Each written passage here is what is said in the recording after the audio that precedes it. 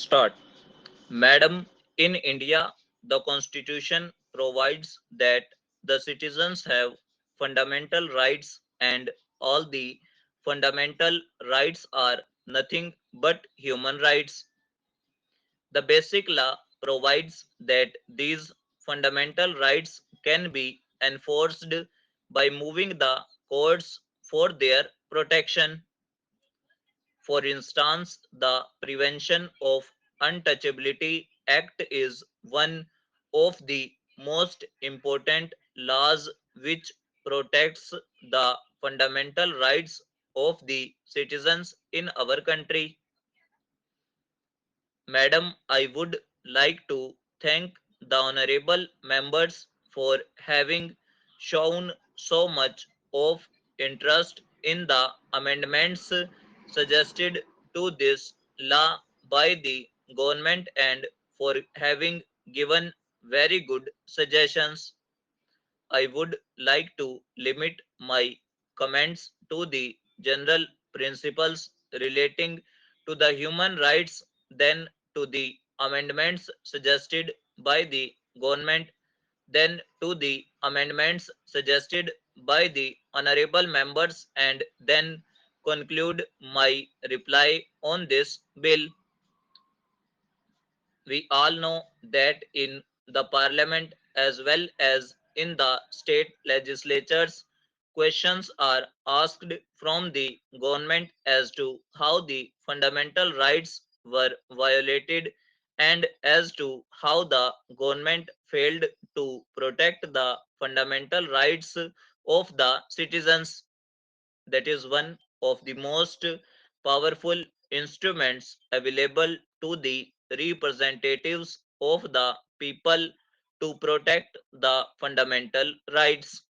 We have a strong judiciary in our country.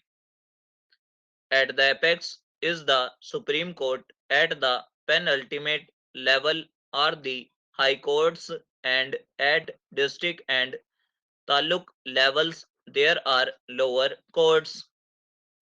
Through these courts, the fundamental rights given to the citizens are protected, and fortunately for us, we have a very strong media in our country.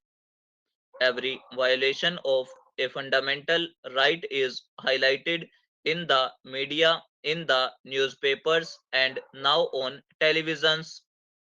Those facts are brought to the notice of the government and the people in the country. Media is a very powerful instrument for creating public opinion. Though media does not have the power to punish anybody directly, yet the public opinion is so strong that the fundamental rights of the citizens are protected. Over and above this, the National Human Rights Commission was brought into existence. It was provided in the law itself that the state governments may have the state human rights commissions. This is over and above what was already available to the people in the country. Madam, one of the amendments which has been suggested is not allowing the magistrate to refer the matter to the Human Rights Commission. I am not in a position to accept this amendment. The scheme of the law that we have with us is this: any person who feels that his human right is violated can go to the court and get the remedy. If he thinks that going to the Human Rights Commission is easier and more helpful, he can go to the Human Rights Commission. He can make an application and can get the relief. There are one or two points which are made here, and one of the points was the National Human Rights Commission should be given some authority.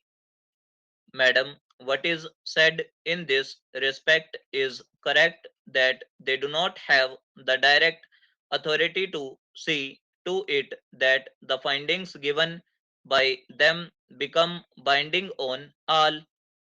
But then we have many other organizations. In this respect, the most powerful body in the country is the Supreme Court. What is said by the Supreme Court has to be followed. Even if you do not like the order given by the Supreme Court, it has to be carried through. The authority is given to the Supreme Court, the High Courts, and other lower courts. That authority is already given. This is not something of the same kind. This is something bigger and different. If we study the charter given to the Human Rights Commission, it is something bigger. It is related to the policy making, it is related to the research, it is related to the bigger issues. If the Human Rights Commission comes to the conclusion that something in which punishment has to be awarded, the Commission will not award the punishment, but it will refer the case to the Supreme Court, to the High Court, to any other court for punishment, and then the punishment will be given by that court. This is the arrangement. Madam, over and above all these things, in my opinion, what is really helping is the ethos of the people. The people in the country are themselves protecting the human rights of one another. For every man committing a crime or violation of human rights, we have hundreds and thousands of people protecting the human rights.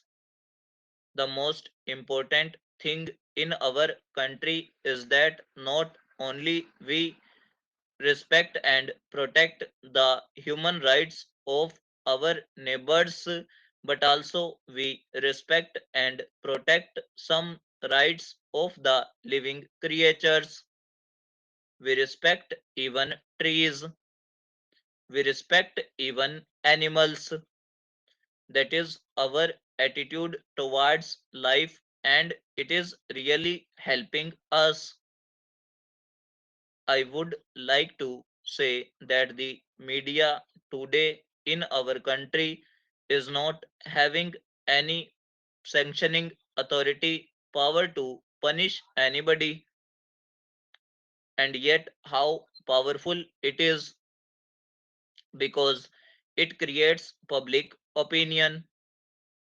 The United Nations is an international body which is presiding over the matters relating to the most powerful nations in the world. It has no power to punish, yet it has the power to create the public opinion, and that public opinion is more powerful than the authority which is given to anybody to punish anybody. The Human Rights Commission is something like this. It is something which can be treated at a very, very high level.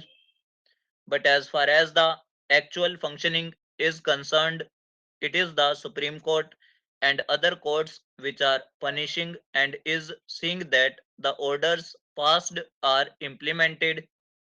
But to the extent it is necessary and possible to give more powers to the Human Rights Commission, we will again examine it, and wherever necessary and possible to do something in this matter, we will be happy to do that.